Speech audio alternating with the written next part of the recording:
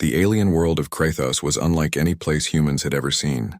Towering spires of crystal and metal reflected the twin suns in dazzling patterns, and massive bridges connected floating platforms in the sky.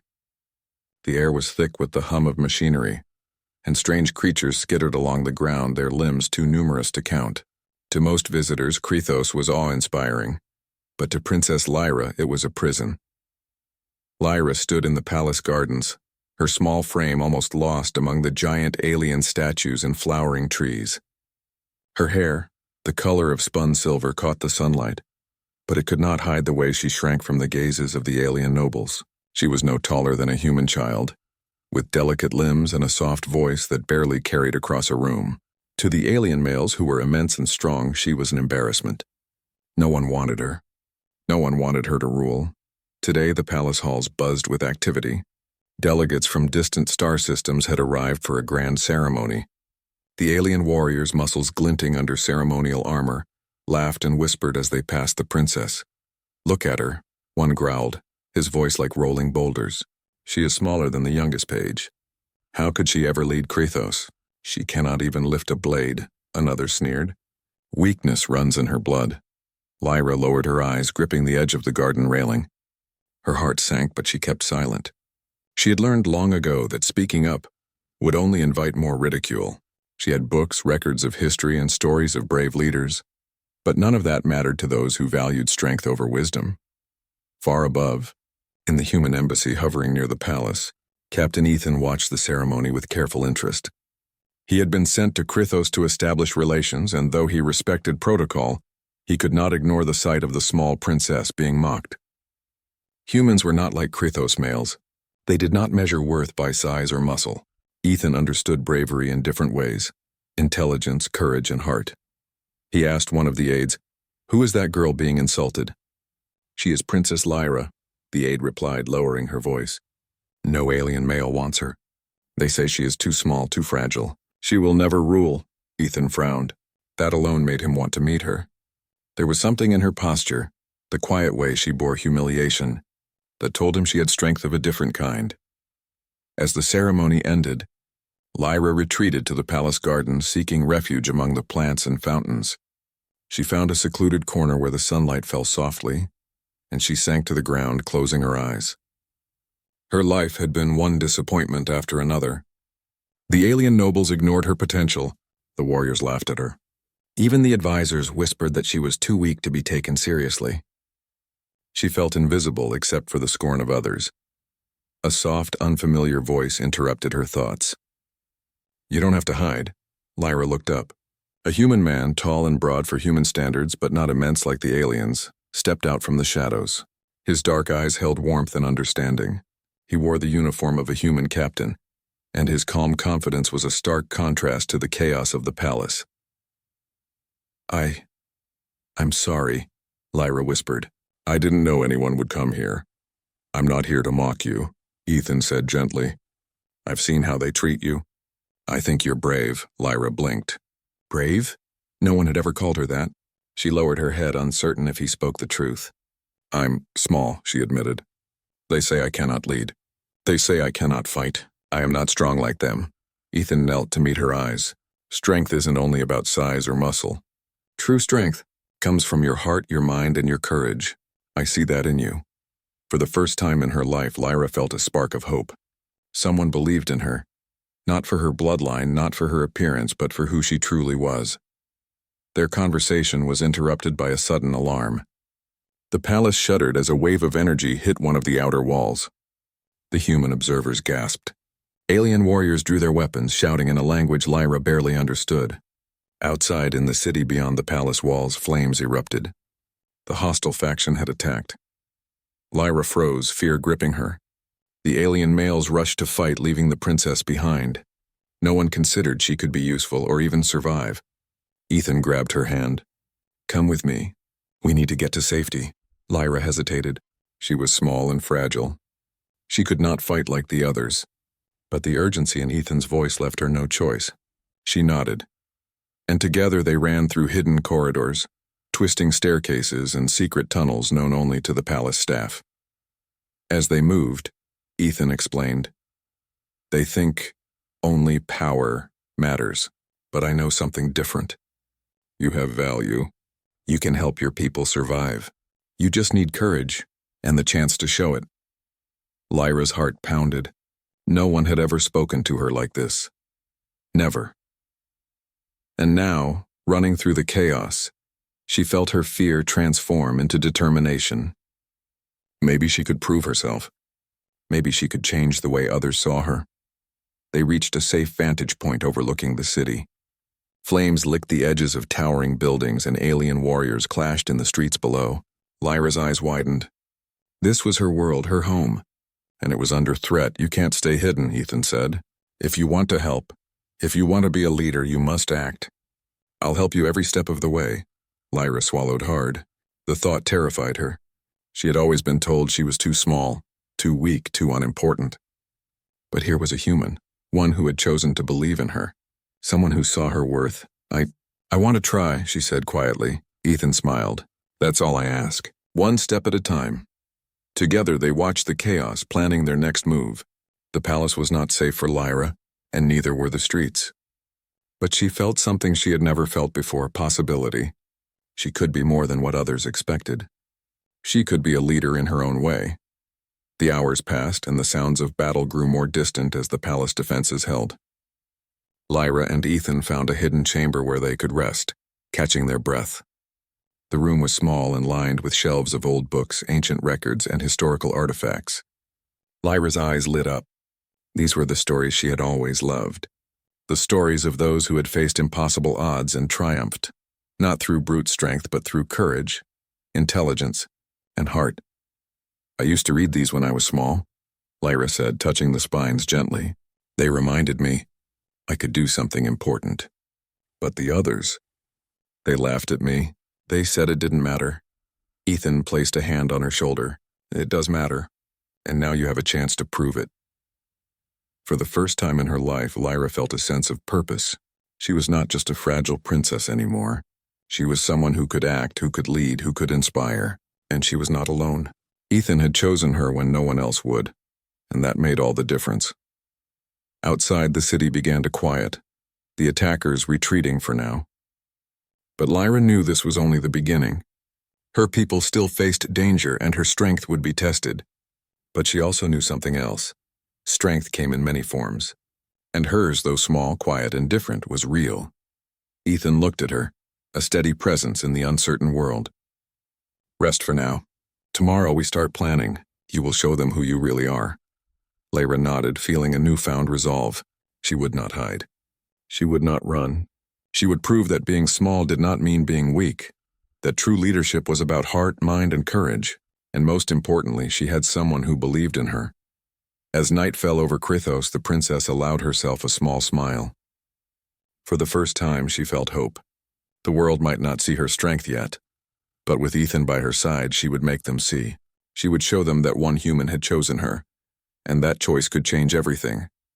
The stars shone brightly above the palace, twin suns fading into darkness. Lyra felt a quiet determination rise within her. The journey ahead would be dangerous, but she was no longer alone. And for the first time, she felt ready to step into the role she was meant to play, not as the fragile princess others dismissed, but as a leader who could change the course of her world. Dawn broke over Krythos, painting the sky with gold and orange streaks.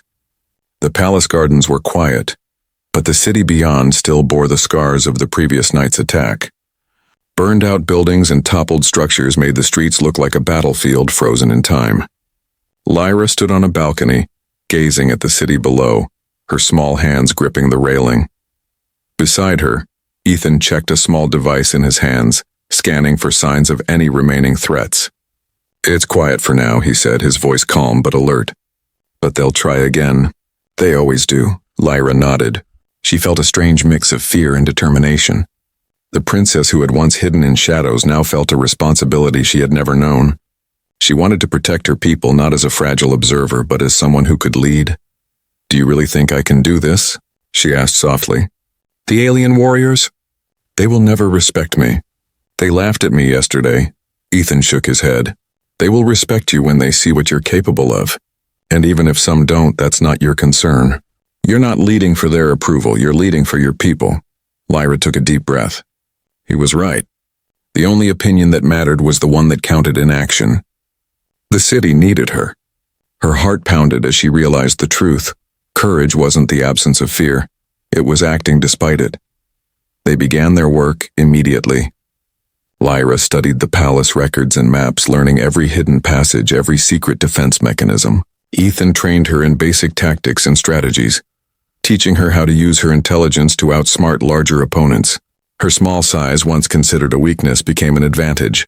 She could move silently, slip through narrow corridors, and gather information unnoticed. The first test came sooner than expected.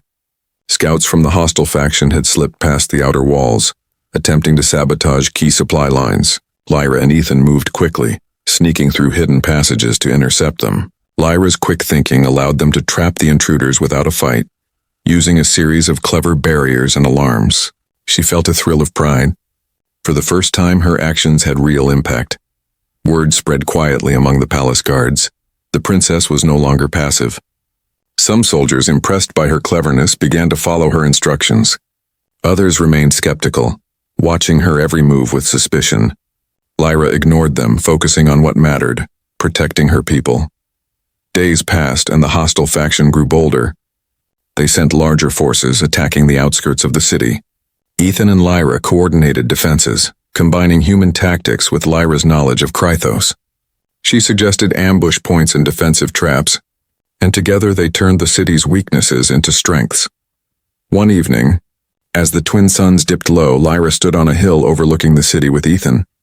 Below, alien warriors clashed with invaders in the streets. Smoke and fire painted the sky red. Lyra's stomach churned with anxiety, but Ethan's steady presence reminded her that she was not alone. "Are you ready?" he asked. Lyra swallowed hard. "I have to be. There is no other choice." The final confrontation came at the palace gates. The hostile faction had gathered its full strength, a towering force of alien soldiers armed with advanced weapons. They believed the princess would cower, that the humans and a few loyal guards could not stop them. Lyra stood at the front of the palace, small but unshakable. She wore armor fitted to her size, lightweight yet protective. Ethan stood beside her, his weapon ready, but he gave her space to act. The enemy charged, their massive forms shaking the ground.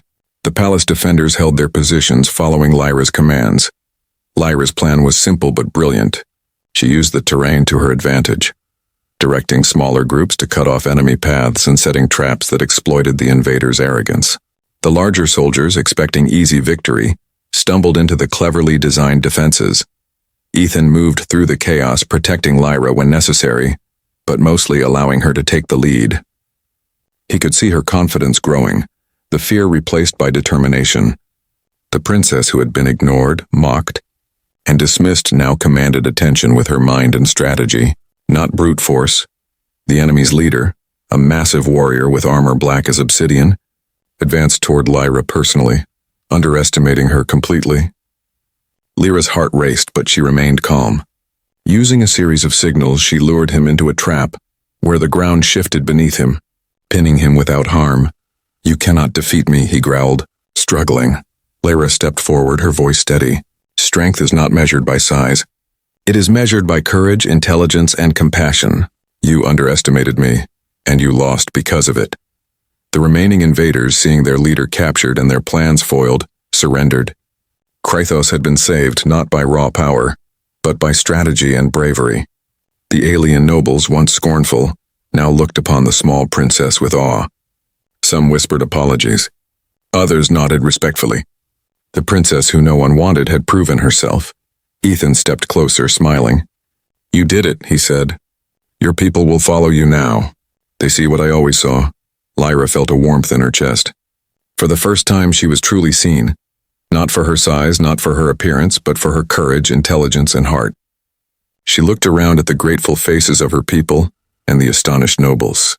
She realized she had earned their respect, not by being like them, but by being herself. As the city began to recover, Lyra addressed her people for the first time publicly. Her small voice carried through the palace, filled with confidence. She spoke of unity, courage, and the power of determination. She reminded them that every individual had value, no matter their size or strength. The crowd listened, captivated.